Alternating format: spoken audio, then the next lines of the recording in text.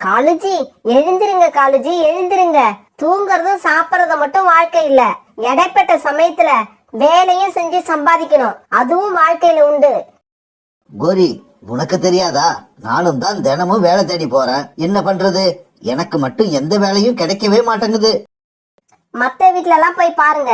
ஆண் பறவைகள் ஒரு வேலை இல்லைன்னா வேற ஏதாவது வேலை பார்த்து சம்பாதிச்சுக்கிட்டு வராங்க. நீங்க மட்டும்தான் எந்த வேலையும் கிடைக்கலன்னு இப்படி வீட்லயே படுத்திருக்கீங்க.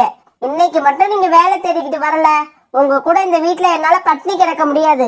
நான் உடனே கிளம்பி எங்க அம்மா வீட்டுக்கு போயிடுவேன். அப்படி என்ன உங்க அம்மா 6 அடுக்கு மாளிகையில வீடு கட்டி வச்சிருக்காங்க, அங்க போய் வாழ போற? காலுஜி, இப்ப என்ன சொன்னீங்க? மறுபடியும் சொல்லுங்க.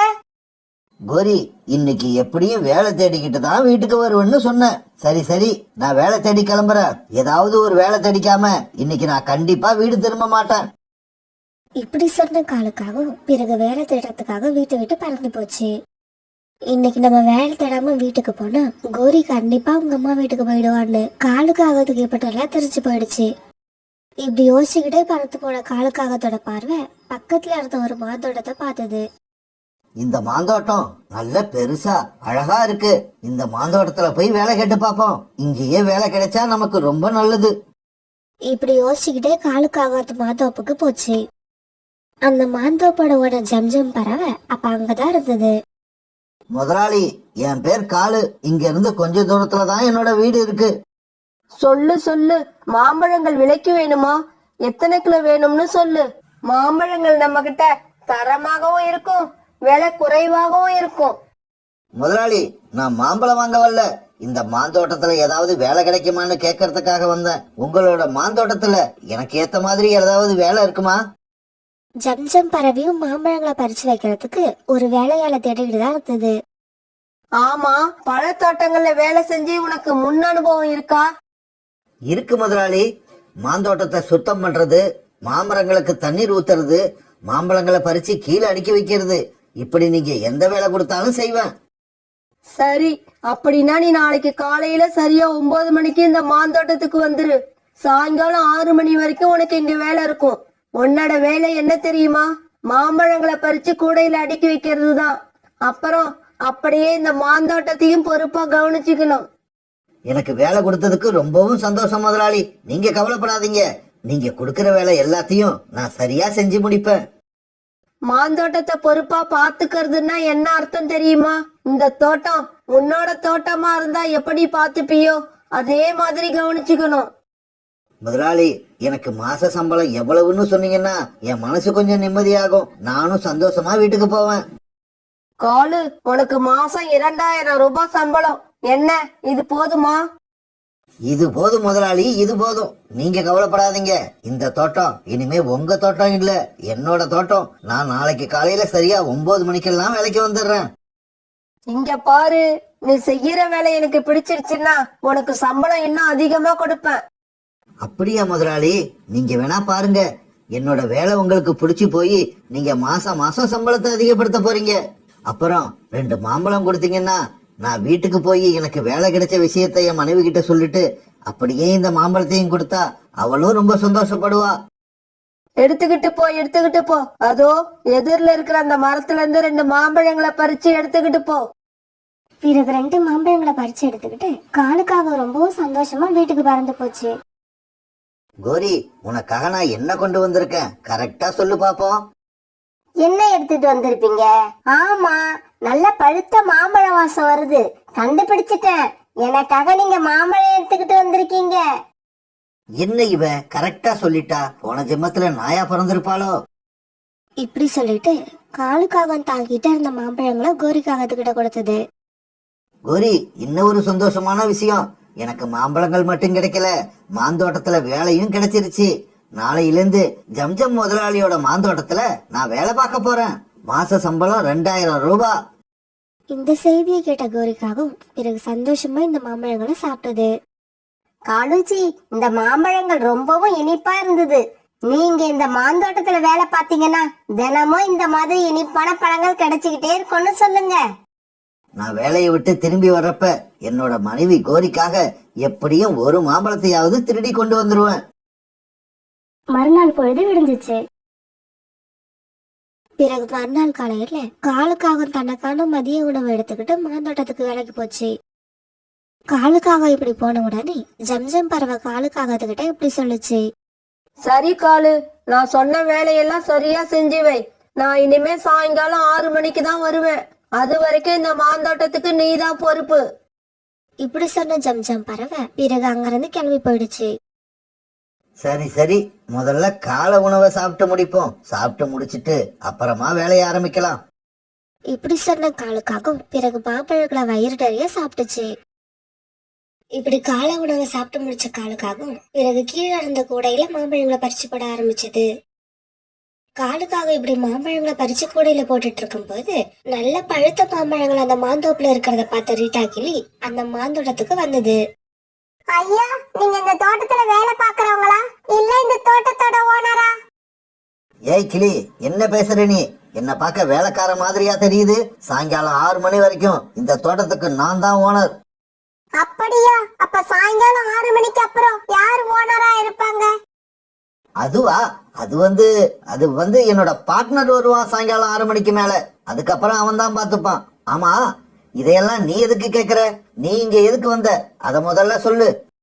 ஐயா, நான் ரொம்ப தூரத்துல உள்ள காட்டுல இருந்து வரேன். இங்க உள்ள மார்க்கெட்ல மாம்பழ ஜூஸ் கடை வைக்கலாம்னு எனக்கு ஒரு ஐடியா இருக்கு.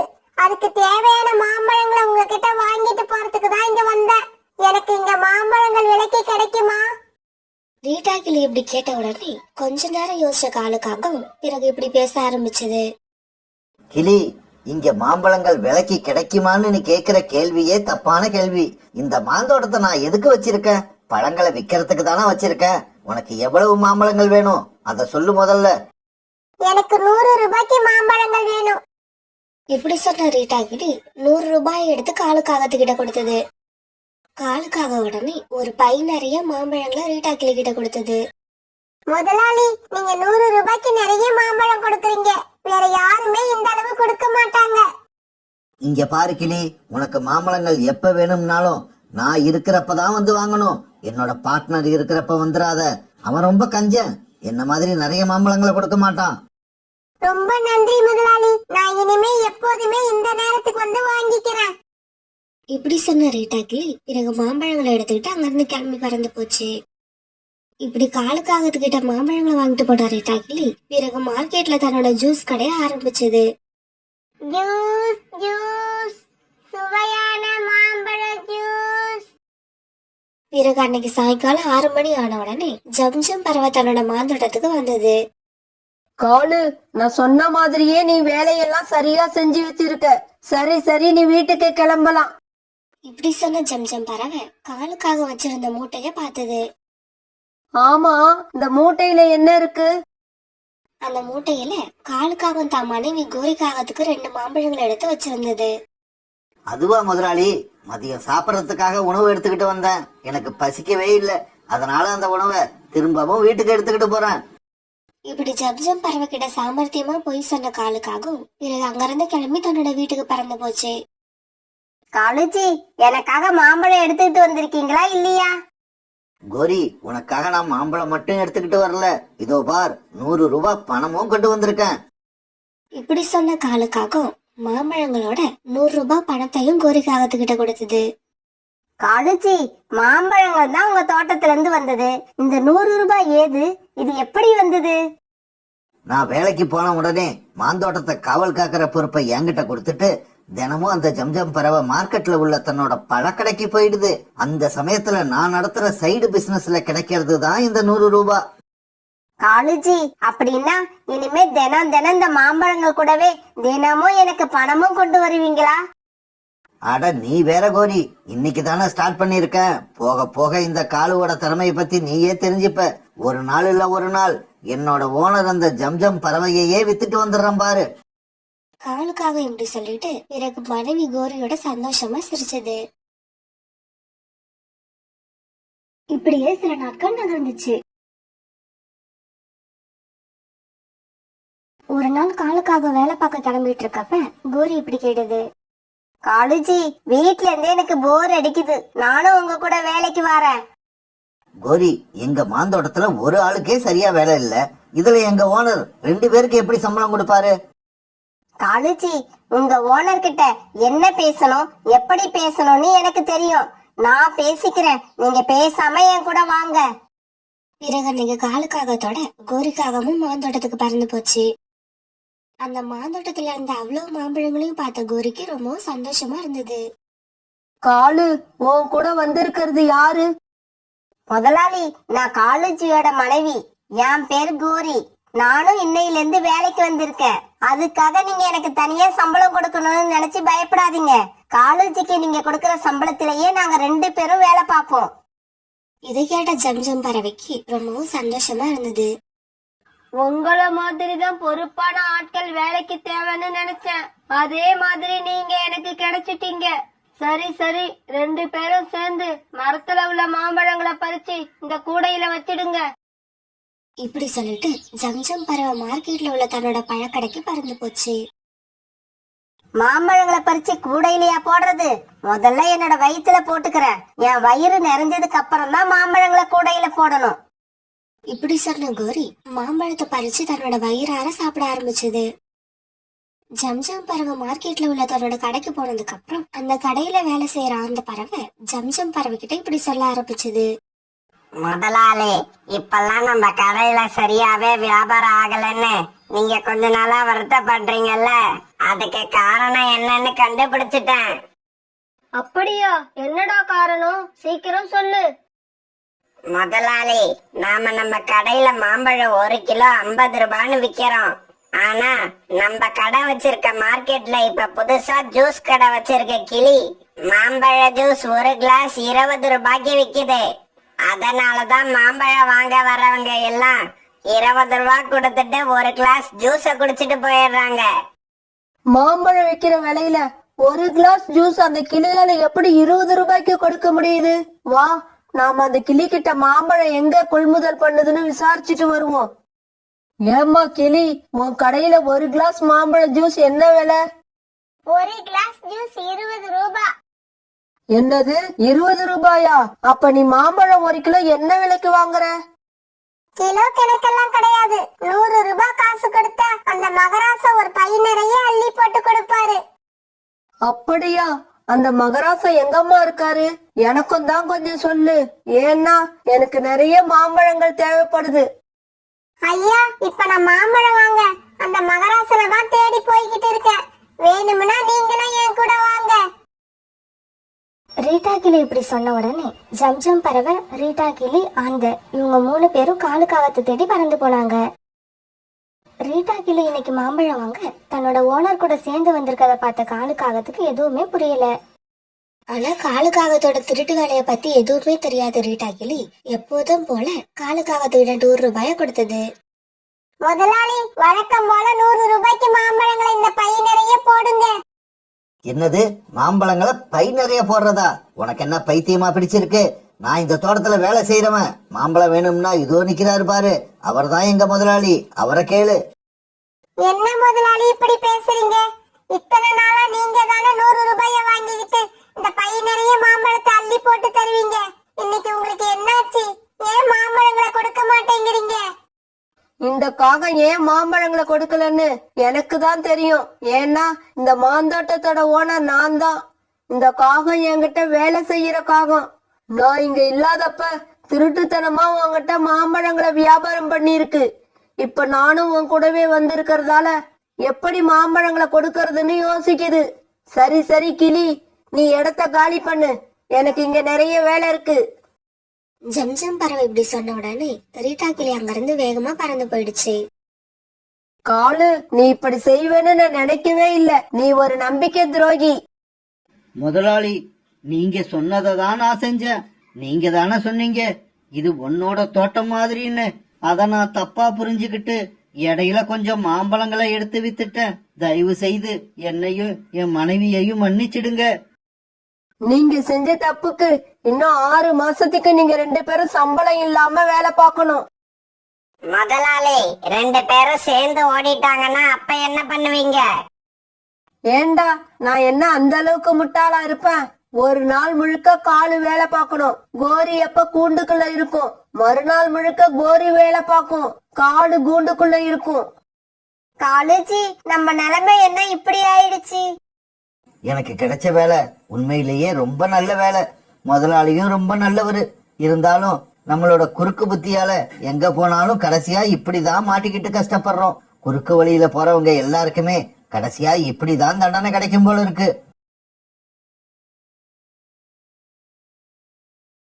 அந்த காட்டுல இன்னைக்கு காலையில சூரியன் ரொம்பவும் சுறுசுறுப்பா மேல வந்தது. நேத்து ராத்திரி இல்லாத வண்ண வண்ண பூக்கள் எல்லாம் அன்னைக்கு காலையில பூத்திருந்தது. அதனால அந்த காடே ரொம்பவும் கலர்ஃபுல்லா காட்சி அளிச்சது. பறவைகள் எல்லாம் தங்களோட மனசுல இடம் புரியாத சந்தோஷம் பரவ உற்சாகமா கத்திக்கிட்டு உணவு தேட கிளம்புனாங்க. பியூட்டி சூரியனோட பிரகாசத்தையும் பறவைகளோட சத்தத்தையும் கேட்டா வசந்த காலம் பிறந்துருச்சுன்னு நினைக்கிறேன். நம்ம சீக்கிரமா போய் இந்த காட்டுல உள்ள மரங்களை பார்க்கணும். அம்மா, வசந்த காலம் வந்துட்டதுன்னு எப்படி கண்டுபிடிக்கிறீங்க? எனக்கும் கொஞ்சம் சொல்லுங்க. பிறகு சோனா குருவியும் பியூட்டியும் தங்களுடைய வீட்டுல இருந்து கிளம்பி பறந்து போனாங்க.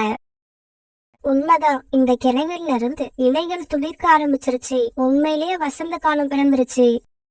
அம்மா, இந்த மரத்துல உள்ள இலைகள் துளிர்த்து வந்துருச்சுன்னா வசந்த காலம் வந்துருச்சுன்னு அர்த்தமா? ஆமாம் பியூட்டி, வசந்த காலம் ஆரம்பிச்ச உடனே இந்த மரத்துலதான் முதல்ல இலைகள் துளிர்க்க ஆரம்பிக்கும். நான் சின்ன குழந்தையா இருக்கிறப்ப இந்த விஷயம் என் அம்மா சொல்லி கொடுத்தாங்க. இப்ப என்கிட்ட இருந்து நீயும் கத்துக்கிட்ட. சரி பியூட்டி, நீ வீட்டுக்கு போ. வசந்த காலம் வந்த விஷயத்த நான் எல்லா பறவைகள்கிட்டயும் சொல்லிட்டு நம்மளோட காட்டுக்கு எப்ப கிளம்பி போக போறோம்னு கேட்டுட்டு வரேன். சோனா குருவி இப்படி சொன்னதும் பியூட்டி தன்னோட வீட்டுக்கு பறந்து போச்சு. சோனா இந்த விஷயத்த தன்னுடைய நண்பர்கள் கிட்ட சொல்ல அவங்க இருக்கிற இடத்த நோக்கி போச்சு.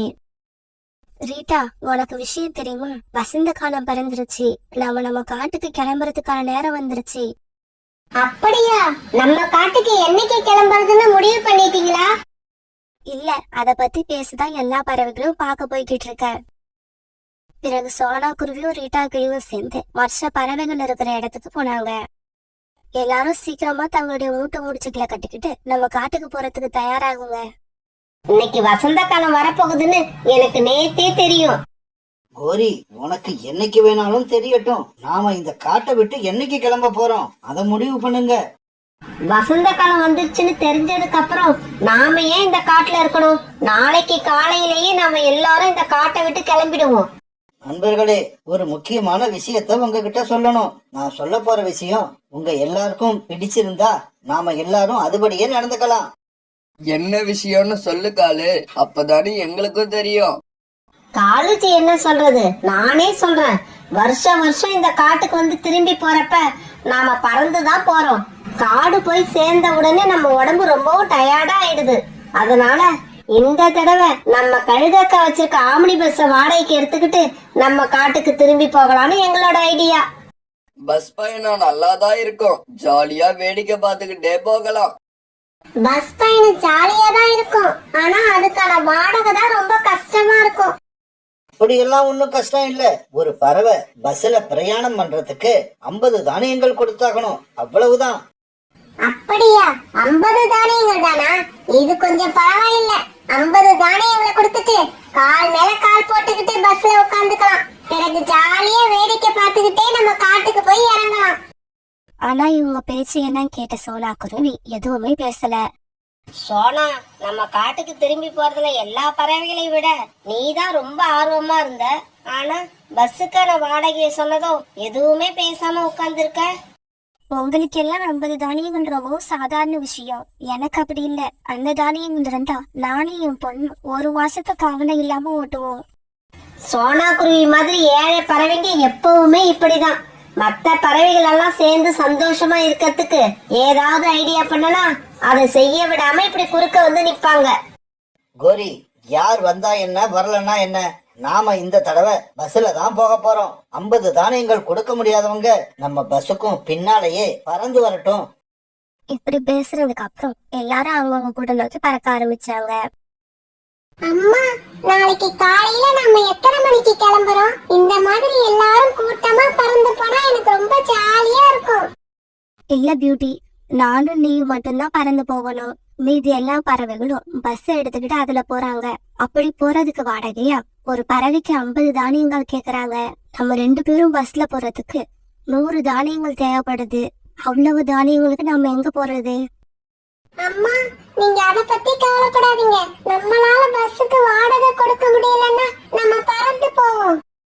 ஆனா எல்லார் கூடயும் ஒன்னா பயணம் பண்றது ஒரு தனி சந்தோஷம். ஜாலியா பேசிக்கிட்டே பயணம் பண்ணலாம். அம்மா, அவங்க கூட பயணம் பண்றத சந்தோஷம்னு நீங்க நினைக்கிற மாதிரி நம்ம கூட பயணம் பண்றத சந்தோஷம்னு அவங்க நினைக்கணும். பிறகு மறுநாள் காலையில காலுக்காகவும் கோரிக்காகவும் கழுகாப்பாவை பார்க்க பறந்து போனாங்க. கழுகக்கா, கழுகக்கா, சீக்கிரமா எழுந்திருங்க. எல்லாரும் உங்களுக்காக தான் காத்திருக்கோம். நான் கூட நீங்க எப்போ வருவீங்கன்னு காத்திருந்தேன். பஸ்ஸோட வாடகைக்கு எல்லார்கிட்டயும் தானியங்களை வசூல் பண்ணிட்டீங்களா இல்லையா? பஸ்ல எத்தனை பேர் வராங்களோ எல்லார்கிட்டயும் வாடகை தானியங்களை வசூல் பண்ணியாச்சு. ஒரே ஒரு குருவி கிட்ட தான் வாடகையா கொடுக்க தானியங்கள் இல்ல. அந்த குருவியை நாங்க பறந்து வர சொல்லிட்டோம். எதுக்கு அந்த குருவியை பத்தி தேவையில்லாம பேசிக்கிட்டு இருக்கீங்க? கழுகக்கா, நீங்க சீக்கிரம் பஸ் எடுத்துக்கிட்டு வாங்க. இப்படி சொன்ன காலுக்காகவும் கோரிக்காகவும் பஸ்ஸுக்குள்ள ஏறி உட்காந்துக்கிட்டாங்க. உடனே கழுகாவும் பஸ்ஸில் ஏறி உட்காந்து பஸ் ஸ்டார்ட் பண்ணிச்சு. மீதி எல்லா பறவைகளும் ஒரு இடத்துல பஸ்ஸுக்காக வெயிட் பண்ணிக்கிட்டு இருந்தாங்க. பஸ் அங்க போன உடனே எல்லா பறவைகளும் பஸ்ல ஏறி உட்கார்ந்தாங்க. கழுகக்கா, எல்லாரும் வந்தாச்சு, பஸ்ஸை இடுங்க. கோரி, சோனா குருவி இன்னும் வரல, அதுக்குள்ள எதுக்காக பஸ் எடுக்க சொல்ற? ரீட்டா, வர வர உனக்கு பைத்தியம் பிடிச்சிடுச்சுன்னு நினைக்கிற. சோனாதான் வாடகையை கொடுக்க 50 தானியங்கள் இல்லைன்னு சொல்லிடுச்சுல்ல, அதுக்கப்புறம் அவங்களுக்காக நாம ஏன் காத்திருக்கணும்? நாம ஆளுக்கு 10 தானியங்கள் கொடுத்து சோனா குருவியையும் அழைச்சுக்கிட்டு போகலாம். எப்படி என்னோட ஐடியா? இவங்க இப்படி பேசிக்கிட்டு இருக்கப்ப சோனா குருவி அங்க வந்துருச்சு.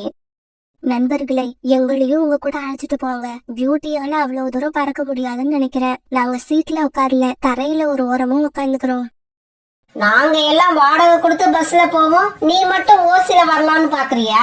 இதுக்கு நான் ஒத்துக்க மாட்டேன். கோரியக்கா, அப்படின்னா பரவாயில்ல, நானும் பியூட்டியும் பஸ்ஸோட கூரை மேல உட்காந்துக்கிறோம். அதுக்காவது அனுமதி கொடுங்க. சோனா குருவி இப்படி பேசிக்கிட்டு இருக்கப்ப கழுகாக்கா வண்டியை ஸ்டார்ட் பண்ணி எடுத்துட்டு போயிடுச்சு. கோரி, சோனா குருவியை இப்படி விட்டுட்டு போறது எனக்கு என்னவோ மனசே சரியில்லை. சோனா குருவி பஸ் போறதைய பாத்துக்கிட்டு கொஞ்ச நேரம் உட்கார்ந்து இருந்தது. அம்மா, இந்த பஸ்ஸ பாத்துக்கிட்டே உட்கார்ந்து இருந்தா நம்ம காடு இங்க வந்துடாது. சீக்கிரம் வாங்க, நாம பறக்க ஆரம்பிப்போம். ஆமா, என்னோட சீட்ல ஒரு பேக் இருக்கு, இது யாரோடது? ஓரி, அது என்னோடதுதான். ஏய் ரீட்டா, நீ உட்கார்றது அங்க, உன் பேக வைக்கிறது இங்கயா? மரியாதையா உன்னோட பேக எடுத்துக்க. கோரி இப்படி சொன்ன உடனே ரீட்டா கிளி தன்னோட பேக் எடுத்துக்கிச்சு. கழுகக்கா, வண்டியை கொஞ்சம் வேகமா ஓட்டிட்டு போங்க. நீங்க ஓட்டுற ஸ்பீட பார்த்தா மாப்பிள்ள ஊர்வலம் போற மாதிரி இருக்கு. கோரி இப்படி சொன்ன உடனே கழுகாக்கா பஸ் ஸ்பீடா ஓட்ட ஆரம்பிச்சது. சோனா குருவியும் அதோட பொண்ணு பியூட்டியும் வேக வேகமா பறந்து வந்துகிட்டு இருந்தாங்க. இப்படி ரொம்ப தூரம் பறந்து வந்ததுக்கு அப்புறம் சோனா குருவிக்கு ரொம்ப மூச்சு வாங்க ஆரம்பிச்சது. உடனே ஒரு மரக்கிளையில உட்கார்ந்தது. பியூட்டி, அம்மாவால இதுக்கு மேல வேகமா பறக்க முடியாது, மூச்சு வேற வாங்குது. கொஞ்ச நேரம் இங்க ஓய்வு எடுத்துட்டு அதுக்கப்புறமா நம்ம பறக்க ஆரம்பிப்போம். ஒரு நதிக்கு பக்கத்துல அவங்களோட பஸ் வேகமா போய்கிட்டு இருக்கு. இப்ப திடீர்னு கழுகாக்காவுக்கு மயக்க வர ஆரம்பிச்சது. எனக்கு என்னாச்சுன்னே தெரியல, கண்ணெல்லாம் இருட்டிக்கிட்டு வருது. இந்த நிலைமையில பஸ்ஸ ஓட்டிக்கிட்டு போனா ரொம்பவும் ஆபத்து. இப்படி நினைச்ச கழுகு பஸ்ஸ ஒரு ஓரமா நிறுத்துச்சு. கழுகக்கா, என்னாச்சு? ஏன் பஸ்ஸ நிறுத்திட்டீங்க? முடியல, எனக்கு ரொம்ப மயக்கமா இருக்கு. உங்கள யாருக்காவது பஸ் ஓட்ட தெரியுமா? காலுஜி, உங்களுக்கு பஸ் ஓட்ட தெரியுமா?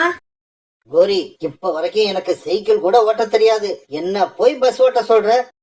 நான் சின்ன வயசுல ரிமோட் காரை நிறைய தடவை ஓட்டிருக்கேன். நான் வேணா ட்ரை பண்ணி பார்க்கட்டுமா? நாங்க எல்லாம் பஸ்ஸை விட்டு இறங்கிக்கிறோம், நீ வேணா தனியா பஸ் எடுத்துக்கிட்டு போய் ஓட்டி பாரு. பிறகு எல்லாரும் பஸ்ஸை விட்டு கீழே இறங்கிட்டாங்க. கழுகாக்காவுக்கு ரொம்பவும் மயக்கம் வரவே அது ஒரு இடத்துல படுத்துருச்சு. அங்க இருந்த பறவைகள் எல்லாம் ரொம்பவும் குழப்பத்துல இருந்தாங்க. கழுகக்கா, உங்களுக்கு என்னாச்சு? பக்கத்துல ஹாஸ்பிட்டல் இருக்கா என்னன்னு வேற தெரியல. இங்க பாருங்க, எனக்கு ஒண்ணும் இல்ல. 2 நாளா சரியான தூக்கம் இல்ல. இப்ப படுத்து தூங்கி காலையில எழுந்திருச்சேன்னா எல்லாம் சரியா போயிடும்.